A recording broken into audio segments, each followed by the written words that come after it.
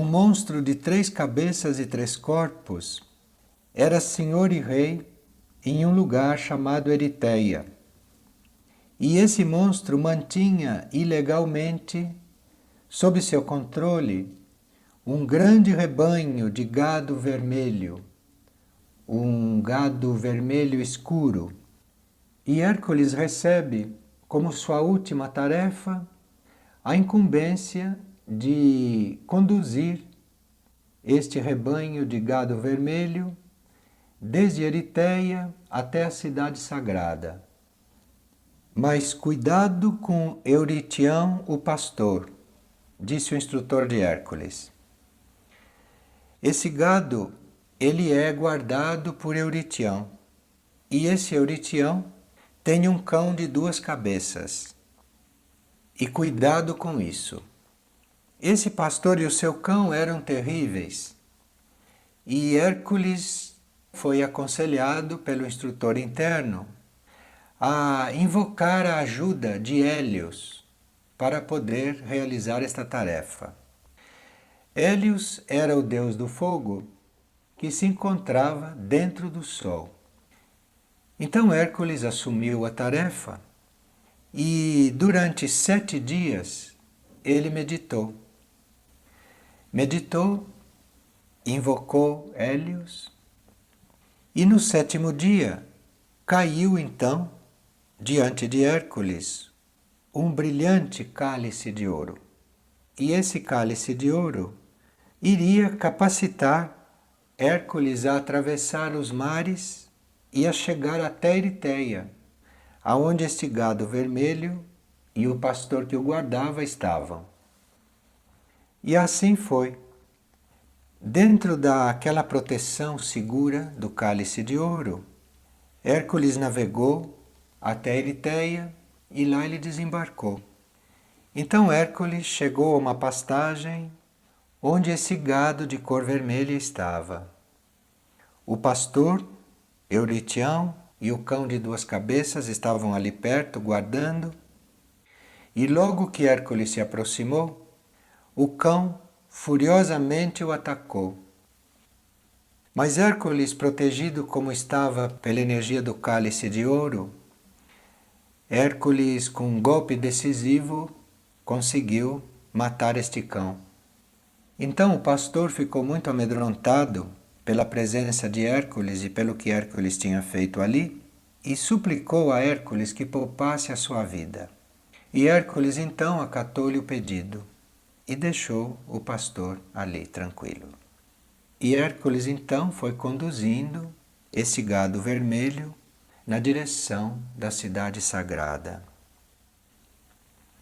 Mas ele não havia andado muito quando percebeu a presença do monstro de 3 cabeças e 3 corpos, que era o senhor, que era o rei ali em Eritéia. E esse monstro começou a perseguir Hércules furiosamente, mas sempre com a proteção do cálice sagrado.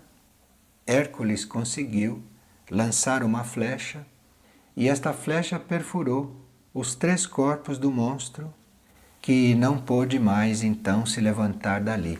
E o monstro então tornou-se inofensivo. Depois disso, esse gado vermelho se tornou muito suave. E Hércules então foi conduzindo este rebanho, já aí na direção da cidade sagrada. E a tarefa não era fácil, porque repetidas vezes esse gado se desviava e Hércules tinha que deixar atrás o rebanho todo para ir buscar aqueles que tinham se desgarrado. E assim ele foi levando o gado através das altas montanhas, foi atravessando fronteiras, entrou por outros países e indo na direção da cidade sagrada. E levando este gado, Hércules ia trabalhando pelo equilíbrio, pela justiça, e ele ia ajudando muita gente, sempre procurando que as coisas erradas não prevalecessem, né? E durante esta viagem surgiu um lutador que o desafiou. E surgiu também um gigante que jogou uma pedra sobre ele que pesava 1 tonelada. Hércules estava tão seguro pela energia do cálice de ouro que ele vencia tudo isto e prosseguia. O caminho era muito longo, muito desconhecido, e às vezes Hércules perdia um pouco a direção, mas acabava sempre retomando. E, embora às vezes um pouco cansado, porque aquele gado às vezes se dispersava e ele tinha que trazer de novo todos, mas um pouco cansado, finalmente Hércules chegou com todo este rebanho lá na cidade sagrada. Desta vez o instrutor o recebeu muito solenemente, porque este era o último trabalho. E disse a Hércules que a gema da imortalidade agora era sua. Disse que através dos 12 trabalhos ele havia conquistado o seu lado humano e que tinha assumido o seu lado divino. Com todos esses trabalhos de autocontrole, de canalização da energia, de realizar as tarefas, ele foi conquistando todo o seu próprio lado humano. E assim acabou assumindo o seu lado divino, que era uma outra etapa da sua evolução. E quando ele estava então chegando com este rebanho e entrando na cidade sagrada, o instrutor disse que Hércules havia voltado para casa e que ele não teria mais que deixá-la. Todas as coisas que ele fizesse daqui por diante, ele faria dentro desta casa, ele não precisaria mais deixar esta casa. E era como se Hércules, a partir daí, a partir deste lado humano todo conquistado e desse lado divino assumido, era como se ele tivesse encerrado um certo ciclo, que foi esse de lutar, de conquistar, não é? De resolver as coisas, de servir ao mundo, de começar a servir ao mundo. Era como se ele tivesse chegado a completar isto tudo e tivesse agora se endereçando para tarefas outras, para tarefas maiores, que iriam então começar. E de um certo nível vinha uma voz que era uma voz grupal, como se fossem muitos seres falando juntos. E esta voz então disse: muito bem, ó Filho de Deus. Aqui neste trabalho nós encontramos alguns símbolos que passam a ser completamente resolvidos para Hércules, para o homem que chega neste estágio da evolução. Primeiro, o monstro de 3 cabeças e 3 corpos, que simboliza o mental, o emocional e o físico humanos unidos. E esse gado vermelho, esse gado de cor vermelha, que é para ser transportado desde Eritéia até a cidade sagrada, isso simboliza todos os desejos, porém, da humanidade, não mais de Hércules, porque é um rebanho muito grande. Então, esses desejos da humanidade tinham que ser transportados, não é, pelo servidor do mundo, desde Eritéia, que era o nível de personalidade, até esta cidade sagrada, que era o nível do eu superior, os níveis superiores de consciência. Então, todos esses desejos humanos são lentamente transportados para lá e lá são entregues. E é claro que o mental, o emocional e o físico combatem este trabalho. Então, este mental, este emocional e este físico têm que ser transcendidos, como acontece aqui na história. E o pastor que está aqui de novo simbolizando a mente, e seu cão de 2 cabeças, que são 2 aspectos da mente que têm que ser transcendidos. Uma cabeça do cão simboliza o aspecto material da mente, o aspecto cerebral, este aspecto de mente concreta, não é? Ligado às coisas materiais, e a natureza psíquica da mente, esta natureza fantasiosa, esta natureza que faz contato com o plano do fenômeno, este lado da mente que é ligado a esta parte fenomênica. E nós vemos que para servir a humanidade desta forma, isto é, conduzir os desejos para um lugar seguro, para um lugar onde eles sejam sublimados, existe uma necessidade de recolhimento e de silêncio do ser. E é por isso então que Hércules passa 7 dias em meditação. E havia necessidade de oração, havia necessidade de jejum, havia necessidade de alinhamento, isso tudo foi feito nesses 7 dias. E o que é esta invocação que ele fez a Hélios? Hélios, que foi apresentado como Deus do fogo dentro do sol. O que é esse Hélios? Isto é um símbolo muito importante que nós nem sempre conhecemos em todos os detalhes. Esse Hélios, que na mitologia, na antiguidade, era considerado um deus e que vinha de dentro do sol, que morava dentro do sol, isto é exatamente o símbolo daquela nossa essência mais profunda, da essência do nosso eu superior. Porque quando os eu superiores foram criados, eles não foram feitos de substância terrestre e não foram feitos também diretamente da substância cósmica.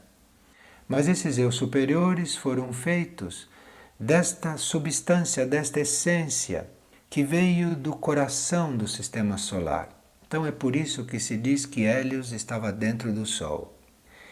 E invocar este Hélios significa nós invocarmos a uma certa altura, para podermos realmente servir o mundo, invocarmos a certa altura esta essência profunda que está dentro de nós, esta essência que traz toda a ordem, toda a beleza, toda a energia da essência de todo o sistema solar. Então nós não estamos mais limitados à nossa essência terrestre, mas estamos já invocando e estamos já percebendo este nível mais amplo que nós temos dentro do nosso ser.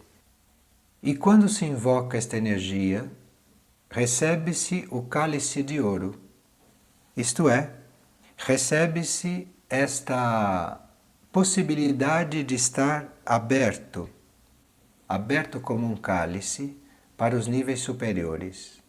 E aí, quando este cálice simbolicamente nos é dado, cai aos nossos pés, então esta abertura para o alto já está consolidada e para o homem não há mais possibilidade de uma queda. O gado vermelho, o rebanho do gado vermelho, o rebanho dos desejos humanos, ele é levado ininterruptamente, sem nenhuma possibilidade dele voltar atrás, ele é levado ao lugar sagrado. Ele é então elevado. E isto porque o nosso cálice de ouro já é uma realidade em nossas vidas. Nos trabalhos anteriores, nas tarefas anteriores, Hércules contava com a sua decisão, com a sua força, contava com a sua intenção, contava com a sua firmeza, enfim, com tudo aquilo que era a sua formação humana, com tudo aquilo que era a sua experiência, enfim, o seu próprio conjunto de forças. E isto com muita ajuda do instrutor interno, não como se viu, e com a ajuda de outros níveis.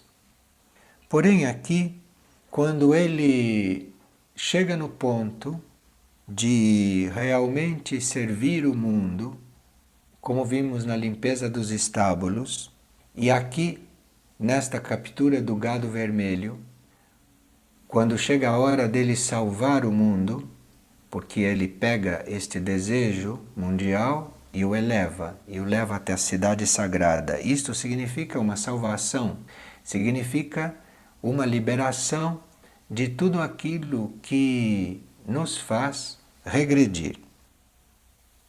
Para que isso aconteça, é necessário realmente um trabalho feito não mais por Hércules como homem. Ele, como homem, está guiando o gado, ele está enfrentando o pastor, ele está enfrentando o cão, está enfrentando o monstro. Mas vê-se que ele está ali como um instrumento e que quem está agindo, quem está fazendo, quem está resolvendo, quem está realmente fazendo a tarefa é aquela energia do cálice de ouro, que já é uma coisa totalmente assimilada por Hércules. Esta abertura para o alto que já faz parte, a esta altura da natureza dele. Então é disto que vem a capacidade de ajudar o mundo e é disto que vem a capacidade de salvar o mundo, como no caso desta tarefa aqui. Todos nós, então, podemos nos reconhecer nesses trabalhos. Entre os 12 trabalhos, nós podemos reconhecer qual é a tarefa básica da nossa vida, qual é a tarefa principal da nossa vida, qual é o trabalho que nós reconhecemos como o trabalho da nossa vida. Porém, os outros trabalhos não ficam totalmente estranhos. Pelo contrário, os outros trabalhos também se apresentam, embora não nas mesmas proporções, não com a mesma intensidade. Isso porque alguns trabalhos que se reapresentam, não como principais, são restos de trabalhos passados, que não foram totalmente resolvidos ou que não foram bem feitos, então se apresentam para nós, ao mesmo tempo em que se apresenta o trabalho principal da vida. E outros trabalhos que nós receberemos no futuro também vão sendo apresentados. Também vão sendo apresentados aos poucos, de forma que nós temos em nossa vida um trabalho principal e temos vários outros menores, uns que são trabalhos incompletos, que cabe a nós completar, e outros que são trabalhos futuros que vão chegar até nós, mas que já começam a se apresentar para nós irmos nos preparando para eles. Então, quando nós não temos muito claro qual é o serviço da nossa vida, qual é a nossa principal tarefa, nós podemos, a título de reflexão, colocar para nós mesmos algumas perguntas. Por exemplo, qual deve ser o meu serviço atual? E aguardarmos que deste cálice de ouro venha alguma sugestão. Uma outra pergunta que nos ajuda a reconhecer a tarefa e a desempenhar a tarefa é esta: quais são as coisas não essenciais da vida às quais não devo mais prestar atenção? E invocar esta luz intuitiva para que ela mostre quais são as coisas a serem dispensadas, quais são as coisas dispersivas, quais são as coisas que não me ajudam a desempenhar o meu serviço. Uma terceira pergunta seria: a quem devo ajudar? Porque nós temos a tendência para ajudar quem nós gostamos, ou temos a tendência para ajudar aquele que está tão carente ao nosso lado, que está nos incomodando. Então nós temos a tendência a ajudá-lo para que ele não nos incomode mais com aquilo. Então a pergunta: a quem devo ajudar, nesta atitude de abertura para os níveis superiores, isto é muito importante. E finalmente, uma outra pergunta que cabe no caso de quem está se trabalhando como Hércules. a qual aspecto do trabalho do plano evolutivo eu devo dar maior ajuda. Porque o plano evolutivo tem muitos trabalhos e o plano evolutivo tem muitos setores. Às vezes nós não servimos tão bem num setor, mas servimos melhor num outro, porque as nossas capacidades, as nossas qualidades são mais eficientes ali. E como personalidade é muito difícil a gente fazer esta escolha. O servidor que já é consciente, ele não faz esta escolha mais como personalidade. Ele não escolhe o setor do plano evolutivo no qual ele vai atuar. Ele pergunta dentro, qual é o aspecto, qual é o setor do plano evolutivo no qual eu me devo colocar? Aonde eu devo dar maior ajuda? Aonde eu devo ajudar? E essas perguntas devem ser respondidas com calma, com equilíbrio e também com desapego pela resposta que se vai receber, sem nós ficarmos imaginando qual será a resposta, sem nós criarmos expectativa pela resposta. Essas perguntas são feitas desinteressadamente, bem no espírito do serviço, sem nós imaginarmos o que nos vai ser respondido, senão nós vamos condicionar a resposta. Então agora vamos repetir as 4 perguntas. Vamos ficar em silêncio, vamos relaxar e vamos perguntar a nós mesmos: qual deve ser meu serviço atual? Qual deve ser meu serviço atual? Quais são as coisas não essenciais da vida, às quais não devo mais prestar atenção?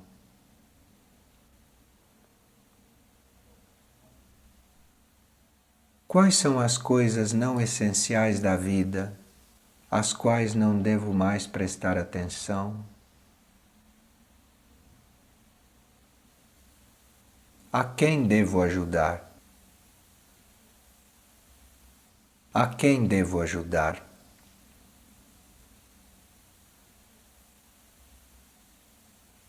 A qual aspecto do trabalho do plano evolutivo devo dar maior ajuda? Qual é a minha parte no plano evolutivo?